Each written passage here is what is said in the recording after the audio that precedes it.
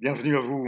Oui, 65e numéro, si ça vous dit, mettre ou remettre en ligne 2 ou 3 textes russes, mais à la différence de nos numéros antérieurs, autour de la Russie aujourd'hui, comprenez, ce sera en roue libre.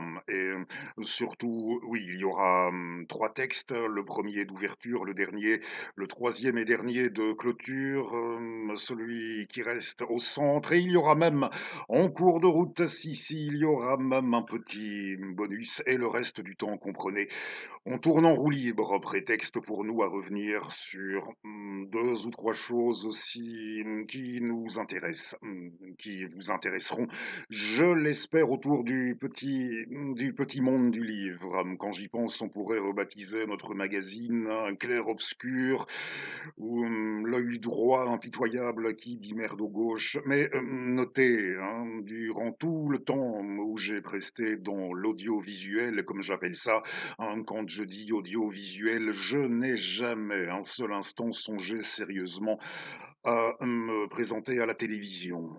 Ici, c'est pas pareil. C'est pas pareil, quoi qu'on pense. Alors, notre texte d'ouverture, il s'agit d'un conte russe. Nous partons à la rencontre d'une tsarinette qu'on nous dit la tsarinette la blasée. Vous entendrez l'ouverture de l'histoire, et si vous souhaitez en savoir davantage, vous ferez, sans nullement vous obliger, une nouvelle fois si ça vous dit, vous ferez l'acquisition du volume dont je vous donne les références après, et en guise de référence, comme d'hab, pour tous les bouquins dont il sera question, en partie description bien sûr. Sarinette la blasée, quand il pense le monde du bon Dieu, c'est qu'il est bien grand. Il y a des gens qui vivent riches, il y en a qui sont pauvres, mais pour tous, ce qu'il peut être vaste. De là-haut, le Seigneur nous y regarde, de là-haut, il nous juge. Il y a les fastueux qui nocent à tout va, il y a les miséreux qui travaillent comme forçats, à chacun sa part du monde. Dans les palais du tsar, dans les salles des princes, et plus exactement dans la haute tour réservée aux princesses, y éclatait de beauté Tsarinette la blasée. Tsarinette la blasée, et quelle vie elle y menait! Caprice, luxe, opulence, son âme ne connaissait pas le manque, mais la blasée, elle ne savait pas sourire, et encore moins rire. Son cœur, on l'aurait dit, incapable de jouir. Le tsar, son père, était amer de voir cet air sévère sur le visage de sa fille. Voilà donc, voilà donc, il lui prit d'ouvrir grand les portes du palais. À qui voudrait en être?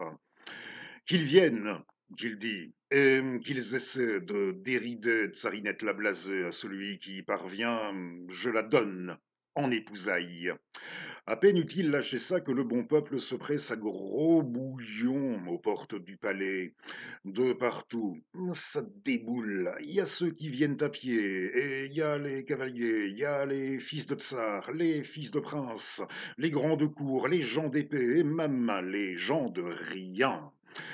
Et vas-y qu'on ripaille, et vas-y qu'on se saoule à grands coups d'hydromel. La petite princesse, elle ne riait pas, mais pas du tout. À l'autre bout du monde, dans un tout petit coin, vivait un honnête travailleur. Tous les matins, sans cesser de trimer, il nettoyait la ferme. Chaque soir, toujours affairé, il s'occupait des bêtes. Son maître, un type friqué mais droit dans ses bottes, le payait sans lésiner. Aussi, dès que l'année finit, il lui mit sous le nez un beau paquet d'argent. Prends, qu'il lui dit. Prends tout ce qui te chante, Et, grand seigneur, il sortit claquant la porte derrière lui. Or, tout en s'approchant du sac, notre honnête travailleur songeait. Faudra pas fauter devant le bon Dieu en prenant plus qu'il n'en faut. Et il choisit une piécette, une seule, qu'il serra dans son poing, d'honnête travailleur. Et comme la soif le saisissait, il s'en alla au puits, se pencha et sa seule petite pièce, eh oui, roula de sa grosse main pour aller taper le fond. Le pauvre gars se retrouve sans avoir un copec. Un autre à sa place aurait versé des larmes, aurait frappé du poing et de rancune, aurait croisé les bras. Pas lui. C'est Dieu qui règne, disait-il. C'est lui qui sait à qui donner, à qui enlever, comment distribuer les sous et pourquoi tout reprendre. Sûrement que j'ai pas assez sué, trop peu trimé. Désormais, je vais t'y mettre un bon coup de cellier. Et de nouveau, le voilà tout se coltiner, à consumer l'émission tel un feu dévorant. Son contrat touche à sa fin. L'année a filé vite, et rebelote le maître, un sac d'argent pour lui sur la table, prends tout ce que tu voudras. Et le maître, lui, de prendre la porte, v'lan l'honnête travailleur et de nouveau songeur. N'allons pas fâcher Dieu, en étant dispendieux. Il prend une pièce, une petite, juste une, puis part s'abreuver, et la pièce, la petite, il la laisse s'échapper, et là qu'elle coule à pic. Il retourne au charbon, encore plus dur qu'avant. Il ne dort pas à la nuit, ni ne mange à midi, et vise un peu autour les autres leur pain durci, leur vivre moisi, mais chez le maître tout prospère. Du beau, du bon, du gras. Les bêtes des voisins, elles, crèvent de malfaim, à pas pouvoir bouger, et celles du patron gambadent dans l'allée. Et quant au canasson, si ailleurs chez les autres il traîne en montée, chez lui, le patron, même avec un fouet, tu peux pas les brider. Le maître savait bien qu'il fallait remercier. Quand le contrat prit fin et qu'eut encore filé une troisième année, il jeta sur la table un beau paquet d'argent. Tiens, mon gars, prends ce que tu veux, t'as trimé, t'as gagné, et il gagne la sortie. Quant aux travailleurs, de reprendre une pièce, une petite, une seule, et d'aller boire de l'eau au puits, et vise un peu. La dernière pièce, elle, ne tombe pas. Les deux premières, elles, remontent à la surface.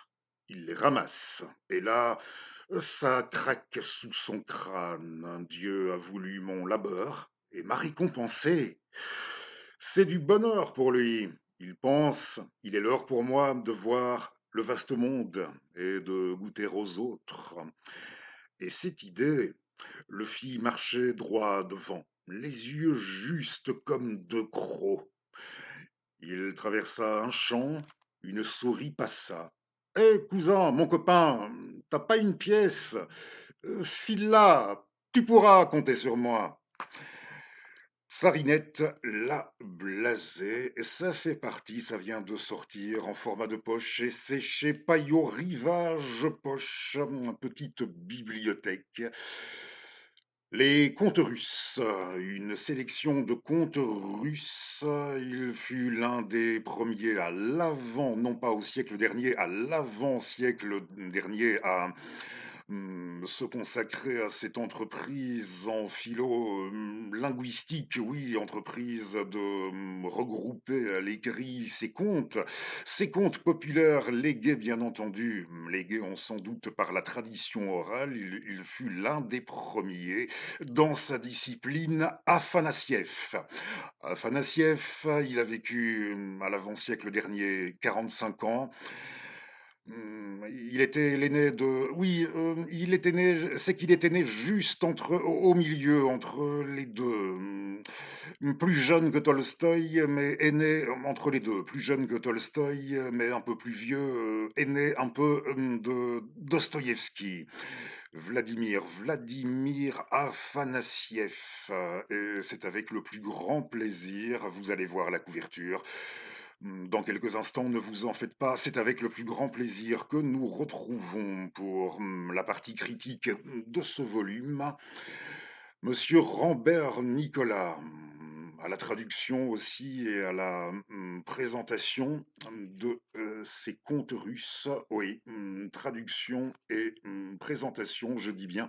Rambert Nicolas qui se trouvait déjà derrière cet acte éditorial que nous avons salué à plusieurs reprises dans notre langue, la sortie à la NRF du Sofia de Kojève et de son livre de présentation, dû à Rambert Nicolas, qui s'intitulait La conscience de Staline. Alors Rambert Nicolas, à un moment, il fallait s'y attendre, je crois, va nous renvoyer sur le plan des sources à un autre livre important, la morphologie du conte, cette morphologie du conte de 1928 de Vladimir Propp, dont je vous mets également, oui, on peut faire ça, je vous mets également les références du Vladimir Propp, car il est ressorti aussi en format de poche. Il n'y a pas longtemps, on peut se le procurer facilement. Morphologie du conte, référence en direction d'un autre Vladimir Propp, celui-là, et vous trouverez aussi en fin de volume, et lui aussi, de même, nous en parlions dans l'un de nos antérieurs de FF, il n'y a pas très longtemps. Nous parlions, il était prince, du prince Troubetskoï, à la base notamment du courant dit eurasien.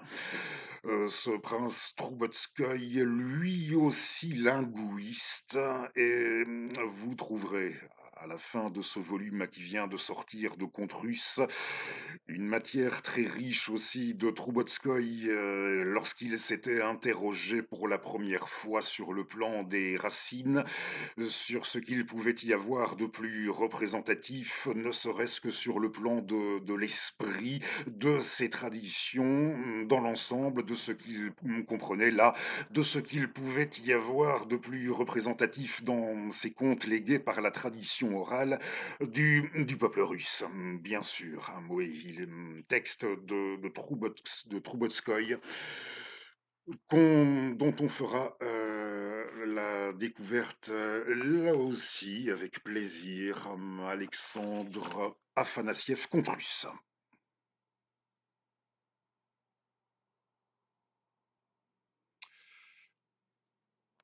Des contes russes, ils ne sont pas légion, alors nous pouvons les énumérer, on peut en dresser l'inventaire ici. Oui, alors outre Tsarinette, notre histoire, l'histoire de notre blasé, Tsarinette, la blasée, ça s'ouvre avec un savoir malin. Oui, oui, vraiment, si vous voulez, si vous ne connaissiez pas, si vous tenez à savoir qu'il advient de notre honnête travailleur une fois qu'il a croisé la souris sur son chemin. Voilà, ce n'est pas vendu à un prix, c'est relativement démocratique, c'est en poche, oui, c'est en poche.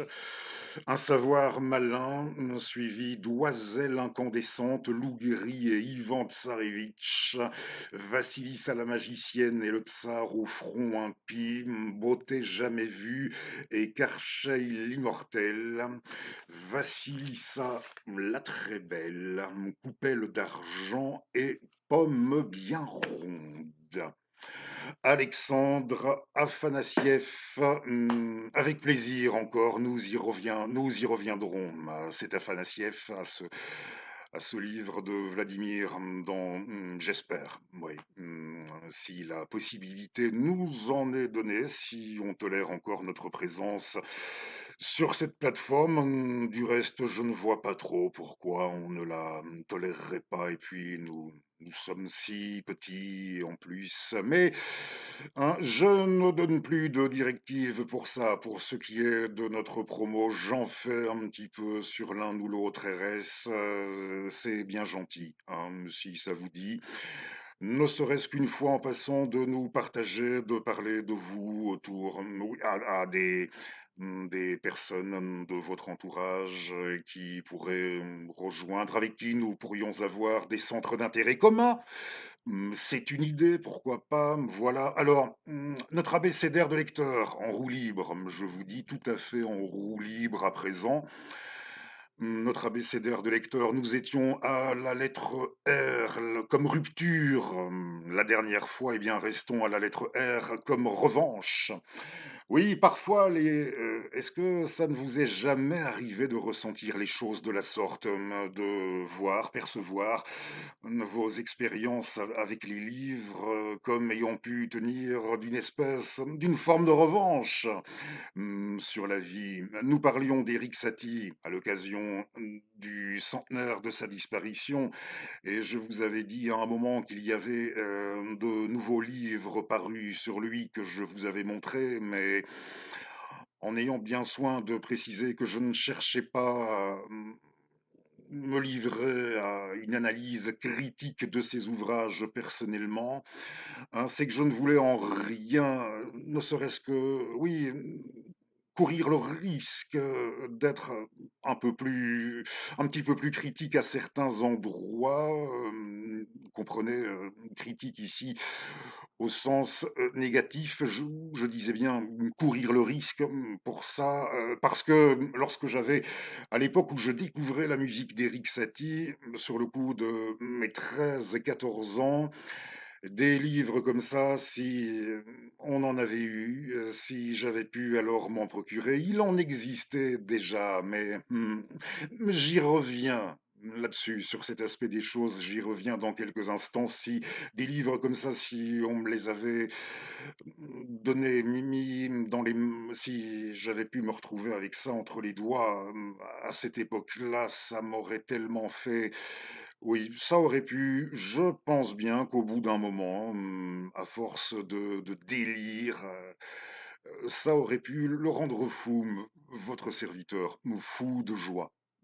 Tout du moins, je pense que vous aviez de toute manière, saisi, ça aurait pu être, oui, ça aurait pu être l'occasion de revenir encore sur une époque, pré-numérique où pour découvrir l'œuvre, par exemple, pour découvrir en guise d'œuvre, pour découvrir celle d'un compositeur, le temps, que ça pouvait représenter, le temps et partant l'énergie, l'investissement en énergie, que ça pouvait représenter en sus, de se retrouver assez vite avec le sentiment d'être livré, un peu perdu, un peu, livré à soi-même, dans ses investigations. Alors, je ne sais pas si à l'heure numérique, avec ou sans IA, ça a complètement disparu, hein, face à cet étalement du numérique, étalement qui a ceci d'étonnant d'être en même temps étalement qui a ceci d'étonnant d'être en même temps un étiolement, un flux et oui, étalement, flux et en même temps étiolement. C'est ça qui est étonnant. Je ne suis pas en train de dire que ça n'existe plus, qu'on ne se retrouve plus jamais perdu et avec le sentiment, de se retrouver livré perdu, livré à soi-même, face à son écran numérique, non. Je n'irai pas jusqu'à dire ça, mais en ce temps-là, ce n'était pas la même chose. Il faut essayer, hein, si vous n'avez pas connu, je sais que ce n'est peut-être pas évident d'essayer de se représenter la chose, de ce que ça pouvait représenter en temps, en énergie lorsqu'on se mettait à investiguer sur un artiste qu'on avait pris en affection.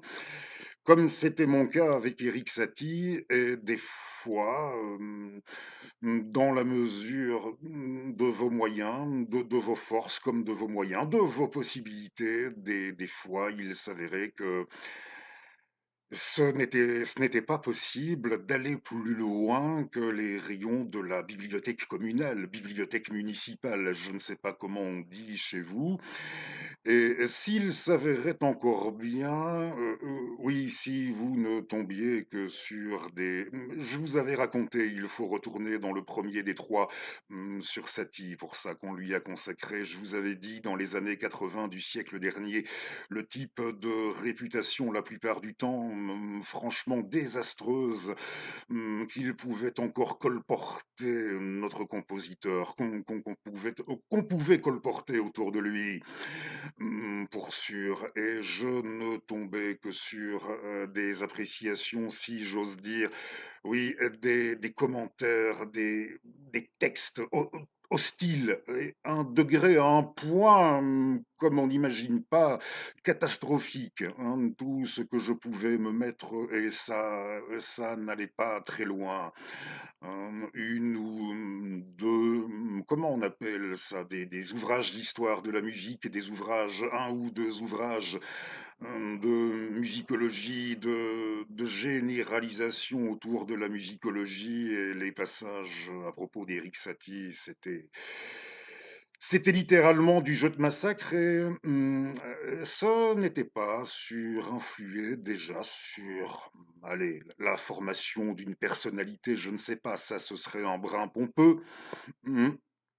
Je vous ai déjà fait comprendre, oui, que je trouvais ça un brin pompeux quand on venait à utiliser ce genre de termes, à propos de soi-même, hein, de s'être quelque part structuré, mais rien que la façon d'avoir été confronté et de se rendre compte, oui, ça je ne l'ai pas dit, mais dans la foulée, de se rendre compte qu'un peu tous les créateurs qu'on avait pris en affection dans notre, jeune âge, dans ces eaux-là, ils étaient tous un peu de la même veine, qu'on à être, perçus de la sorte et il y avait comme ce n'était pas sans générer comme une appréhension,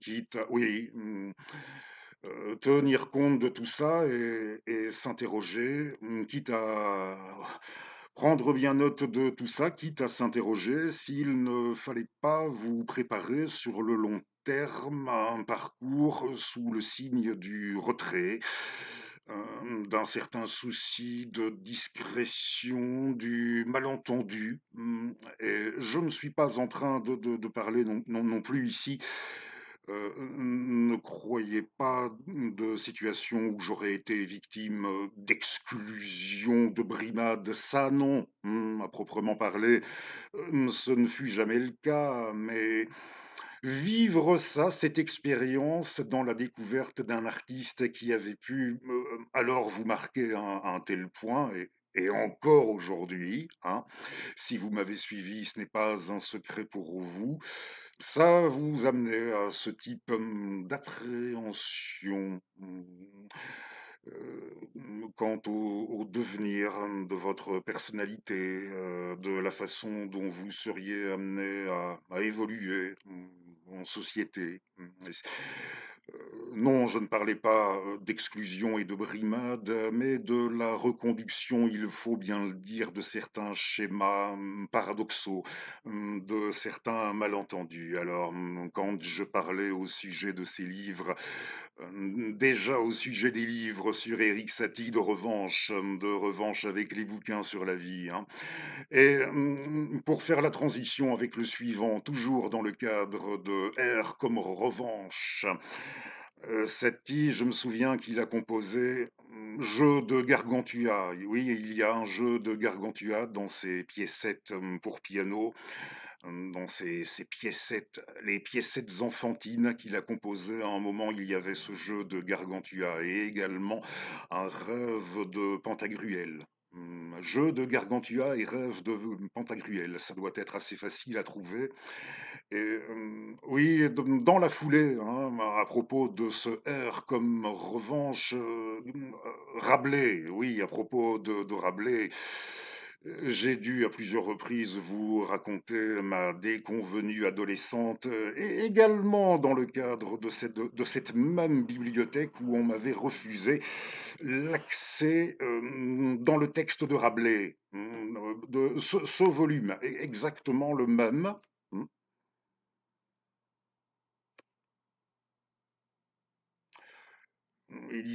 C'était une édition marabout, les fameux marabouts, dans les années 60-70 du siècle dernier, une édition de Rabelais.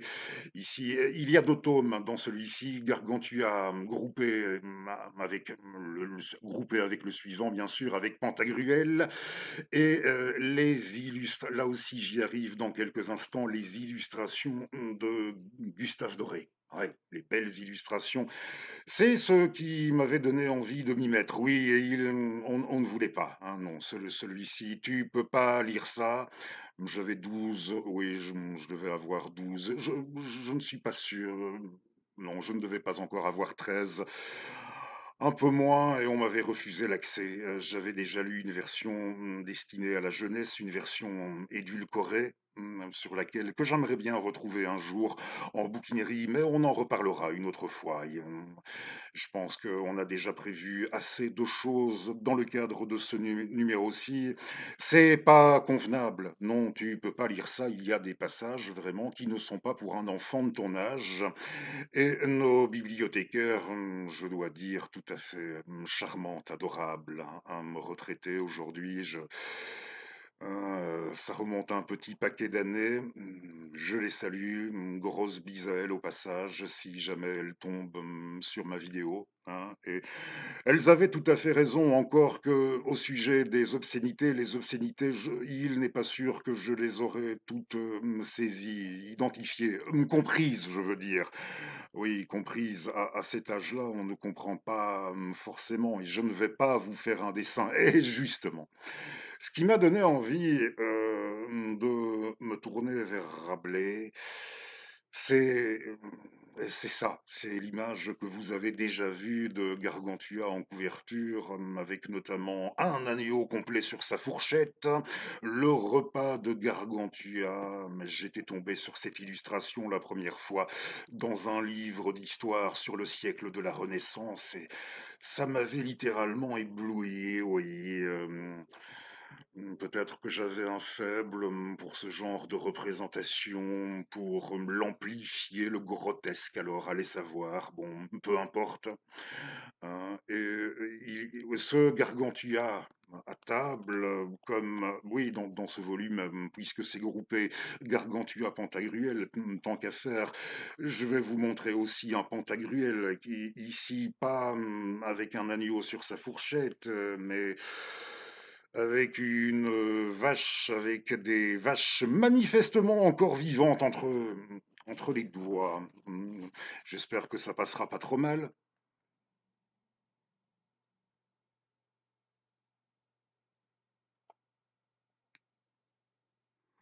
Gustave, voilà, comme ça on aura vu le père et le fils. Gustave Doré, et en quoi se poser la question ici, peut-être, c'est pas interdit.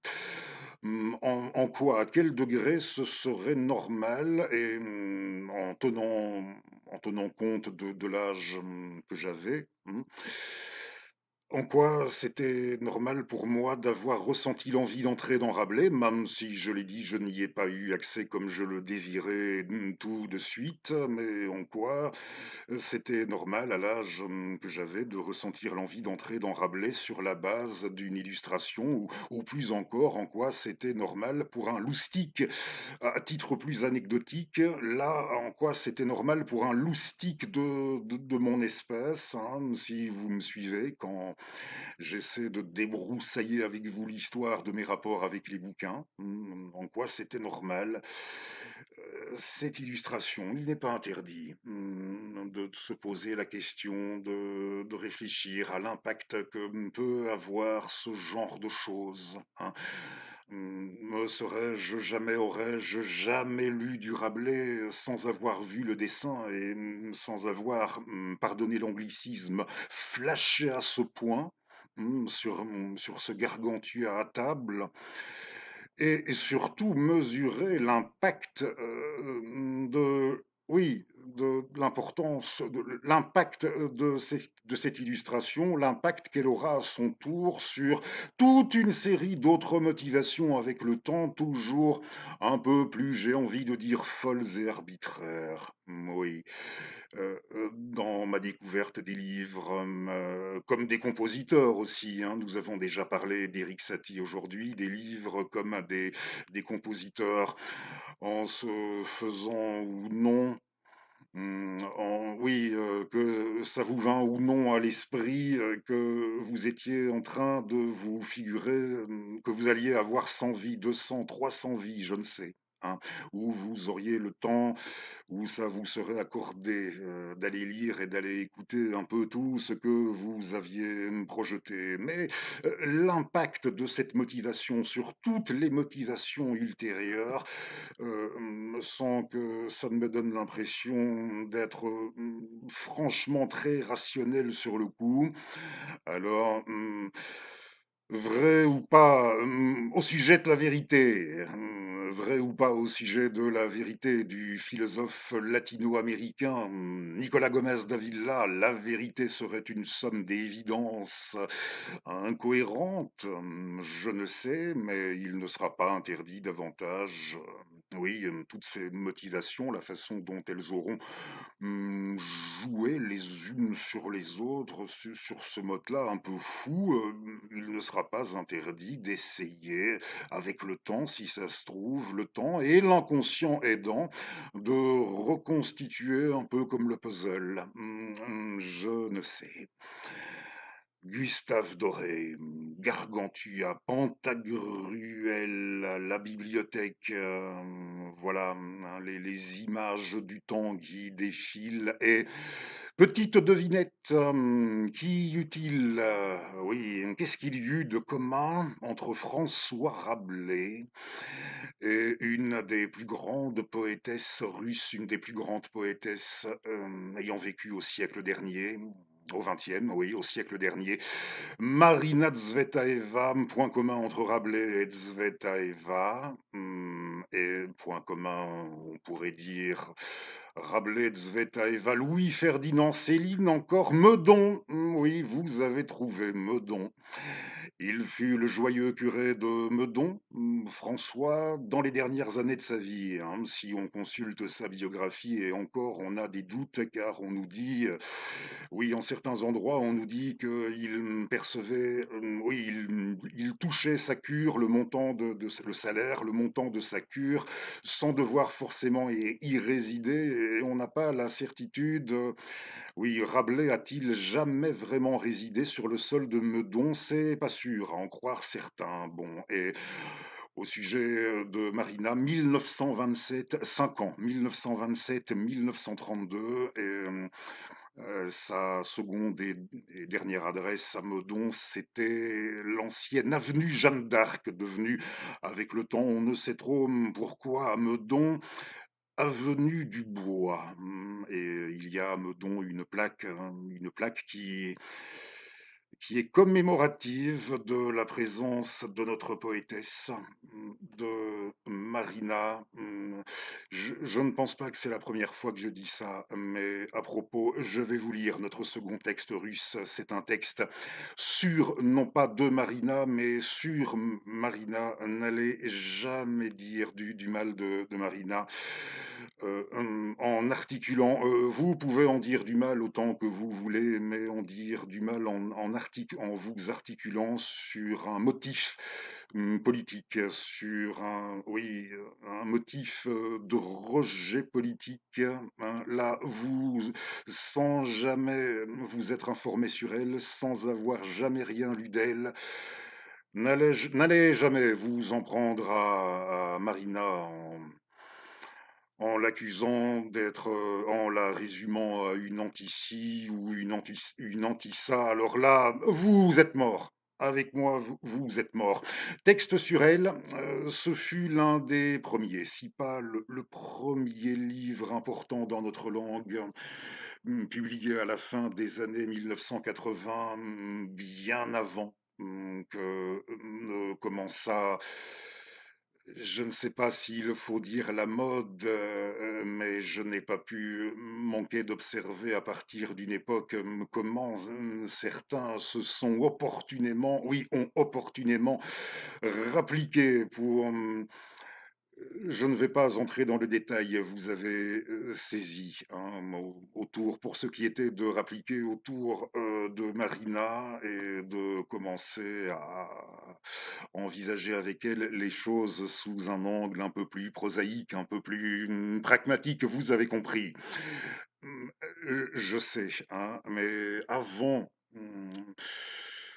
d'être nettement plus connus, et après tout, nous n'allons pas nous en plaindre, on reviendra sur cet aspect des choses encore une autre fois, et avant aussi, il est vrai, la levée d'un interdit familial éditorial, en l'an 2000, qui nous a permis de découvrir nombre de textes qui jusque-là, il est vrai, hein, il faut le reconnaître aussi, cet aspect de textes que nous n'avions pas encore pu découvrir. Le livre de Madame Belkina, Maria Belkina de 1987, celui-ci,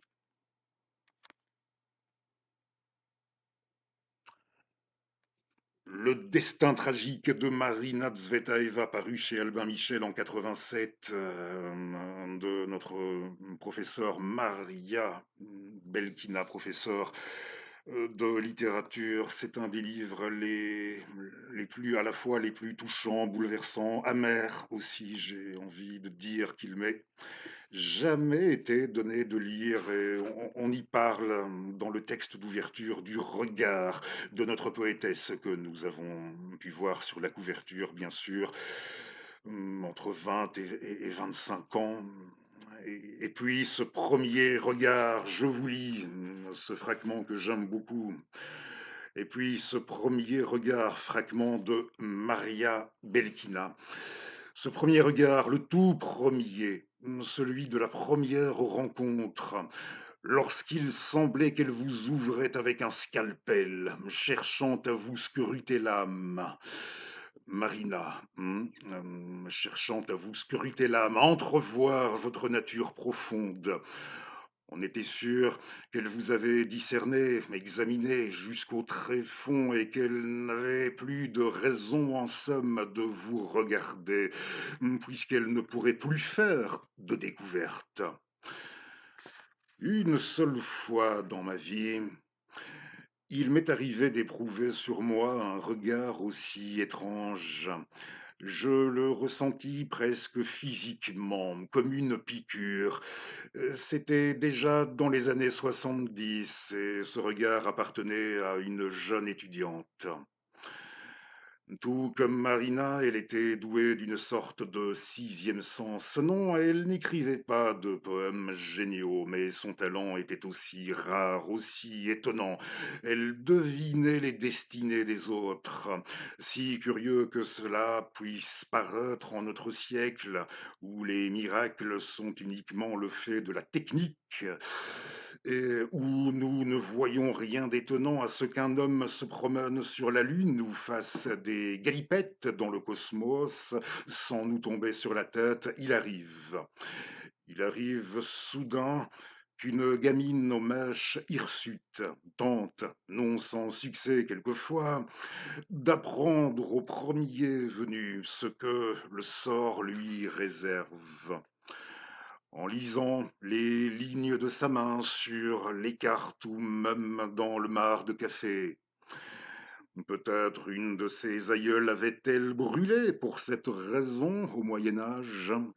Qui sait? L'homme a appris à connaître largement l'univers environnant, tandis que son propre monde intérieur reste encore inexploré.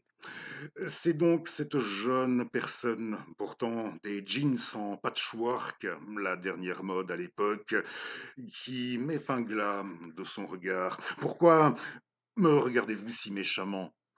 Lui demandai-je. Méchamment? Fit-elle avec étonnement. Mais non, voyons, c'est tout le contraire. J'ai peur de la méchanceté. Je crains les inconnus. J'ignore ce que je peux en attendre. C'est pourquoi je mobilise toute ma volonté pour déterminer quelqu'un du premier coup d'œil. Notre étudiante, non, en aucun cas, ce n'était la même. C'est qu'il y a 17 ans, oui, il y a 17 ans tout juste, sans aucune arrière-pensée dans le domaine socio-affectif, hein, du tout. Sur un plan, nous allons dire, franchement littéraire, j'ai eu quelques contacts numériques, par la voie numérique, avec des personnes plus jeunes qui se disaient alors inscrites, sur les bancs des facultés, qui disaient alors étudier la littérature et sur les bancs des facultés, je dois dire que, il m'a été donné d'entendre des discours assez préoccupants, pour ne pas dire alarmants, de plus encore de fond, vous vous en doutez bien, plus encore de fond que de forme. En matière de discours alarmants, ces personnes avaient un peu étaient au début de leur vingtaine. Elles doivent approcher, si elles ne l'ont pas encore, de la quarantaine. Et si je me dis que si, oui, au souvenir de ces discours, des postes à responsabilité leur ont été entre-temps octroyés. Alors, pour ce qui est de l'état présent de nos sociétés sur le plan éducatif et pas seulement, bref, pas besoin de vous faire un dessin, je pense qu'une fois encore, vous avez parfaitement saisi. Et parmi, oui, ces jeunes personnes, il y avait une jeune femme qui disait alors être inscrite à la Sorbonne, une Sorbonnarde. Et je m'étais laissé aller, j'étais encore jeune d'esprit, hein, sans arrière-pensée, comme je vous ai dit, hein. Littérairement parlant, on va dire, je m'étais laissé aller à histoire d'avoir son avis en retour, encore jeune d'esprit que j'étais, je m'étais laissé aller à lui envoyer quelques échantillons, quelques articles de ma production, et il y avait déjà ça qui était frappant. Elle semblait obnubilée, au premier chef, oui. Eh bien, c'est qu'au premier chef, elle semblait obnubilée par la question de placer le texte que je lui avais envoyé. Et oui, tu as écrit un article, où est-ce que tu vas le placer?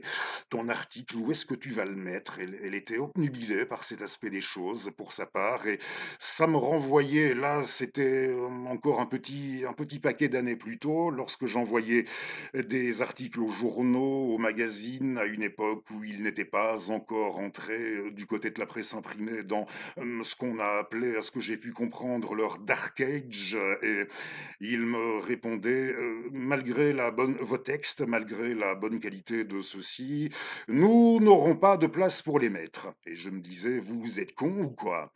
Oui, je ne vous ai pas envoyé mes textes pour que, oui, pour les placer, obnubilé par l'idée de les placer dans vos pages. Je voulais simplement, mmh, je ne dis pas même vous présenter mes services, vous donner simplement un petit aperçu, une petite idée de ce que je pouvais faire, de ce que je pouvais produire. Sincèrement, mes articles, les placer, et je me souviens bien plus tard encore, lorsque ça arrivait, qu'on me demandait: «Tu plus d'articles à des journaux, des magazines?» «Ouais, on va encore me répondre qu'on n'a pas de place pour les mettre». Sincèrement, dès qu'il y en a qui, s'y prennent de la sorte avec vous, fouillez. Mais encore une fois, je ne pense pas que c'était nécessaire, de vous le préciser. Alors notre brave jeune dame, hein, déjà, oui, obnubilée par ça, et puis, s'empressant, et elle ne fut pas la seule dans le parcours de votre serviteur. «Tu écrit un article sur un tel, tel auteur, un écrivain, peu importe alors qui c'était, hein, tu peux encore en guise d'article en écrire 100, 200, 300, autant que tu voudras, faute de titre universitaire, hein, comprenez à la Sorbonne, ou pas, tu ne seras jamais pris au sérieux, tu ne seras jamais respecté». Il m'a été donné d'entendre ça. Un certain nombre de fois et je dois vous avouer que dans le courant des 10 derniers jours écoulés, j'ai découvert, qu'au moins 2 écrivains, que oui, dont je suis, oui, dont je suis la production depuis au moins une quinzaine d'années, hein, des messieurs franchement, oui, de sacré calibre. Oui, j'ai découvert à leur sujet qu'ils n'avaient ni l'un ni l'autre, ne disposaient ni l'un ni l'autre de titres universitaires dans la branche, pas d'agrégation, et notez, je ne ferai pas de commentaires en regard de ce que j'ai dit avant, hein, et je ne veux pas, on aura saisi de même que je ne me place pas forcément sur le même plan, que ces messieurs. Je ne ferai pas de commentaires, je n'ajouterai rien sinon que, mmh, oui, ces grands calibres, comme j'ai dit, ont eu tout le temps de faire leurs preuves sur le plan livresque, avant d'être manifestement autorisés à s'exprimer, eux aussi, nonobstant, cet aspect des choses, leur absence de titre universitaire, hein, en philologie romane ou comme on dit chez nous, ce genre de choses, voilà, ayant fait leurs preuves au fil des années,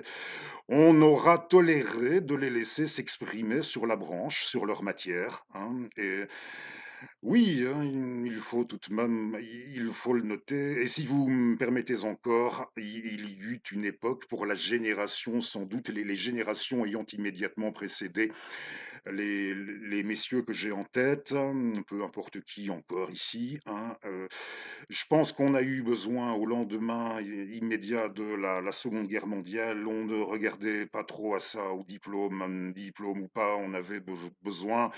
Il y avait, bon, c'est pas très joli dit comme ça, mais il y avait un trou, il y avait un manque. On avait besoin de personnes à la fois intelligentes et talentueuses. Sur le plan du recrutement, on y regardait moins rapidement à cette question des titres. Mm. Renvoyé dans l'ensemble à votre entière appréciation. Non, non, non, ce n'est pas une revanche sur la vie, ce que je vais faire tout de suite, puisque nous sommes allés nous abandonner un temps du côté de la Sorbonne. Retour quelques instants chez Rabelais, en compagnie de son grand spécialiste russo-soviétique Bakhtin. Oui, dans l'œuvre de François Rabelais. On va un petit peu dans l'œuvre de François Rabelais de Michael Bakhtin.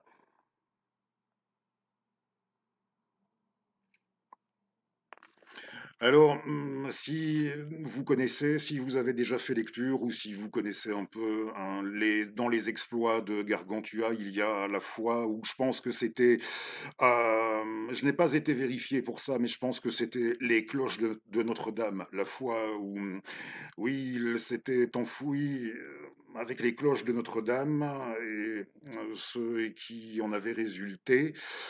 Alors on nous dit que dans la personne du maître de la Sorbonne et de ses compagnons, oui, une personne du maître de la Sorbonne, un personnage, un dénommé Jeanne tous de Brague et Margot, dans la personne Jolie Bactine. À présent, dans la personne du maître de la Sorbonne et de ses compagnons, tous les attributs carnavalesques, jusqu'au museau rouge, que nous connaissons bien, sont soulignés à dessein. Ces gens-là sont transformés, les Sorbonnards, ces gens-là sont transformés en bouffons de carnaval, en procession comique.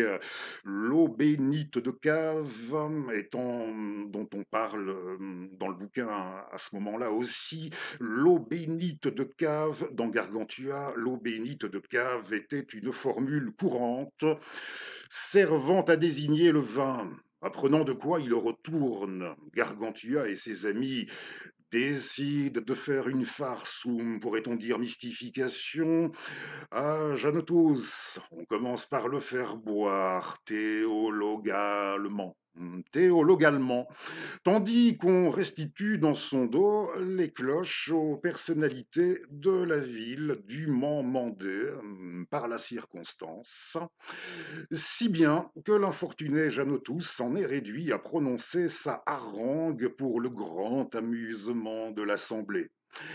Il le fait avec toute sa gravité et tout son sérieux. Il insiste pour que soient rendues les cloches, sans se rendre compte que l'affaire est déjà réglée et qu'en réalité, il joue le rôle d'un bouffon de foire. Cette mystification accentue encore le caractère carnavalesque du sorbonniste qui, exclu du cours normal de la vie, n'est plus qu'un pantin. Pantin bon à être tourné en dérision, mais qui n'en continue pas moins à tenir son rôle avec le plus grand sérieux, sans remarquer que son entourage... Ben oui, fatalement, sans remarquer que son entourage se tient les côtes de rire dans Bakhtin, l'œuvre de François Rabelais, sous-titré oui, l'œuvre de François Rabelais et là, comme ça vous aurez eu le titre dans son entièreté, l'œuvre de Rabelais, la culture populaire au Moyen Âge et sous la Renaissance disponible, oui, je parlais de collection à prix plus démocratique, c'est chez Tel, dans la collection Tel. Un jour, je vous ai dit, hein, on reviendra sur aussi sur Rabelais. J'aimerais bien. J'aimerais bien revenir. Non, oui, non, pas une tasse renversée, mais pas celle contenant le café. Non, mais je ne peux pas m'empêcher de le souligner car c'est d'un bol, c'est d'une chance en ce qui me concerne, hein, le sort des fois qui se dit non, tout de même pas, on va renverser sans le faire exprès la tasse où il n'y a rien dedans pour une fois. Le sort qui se dit non, tout de même pas, avec votre funeste, votre serviteur.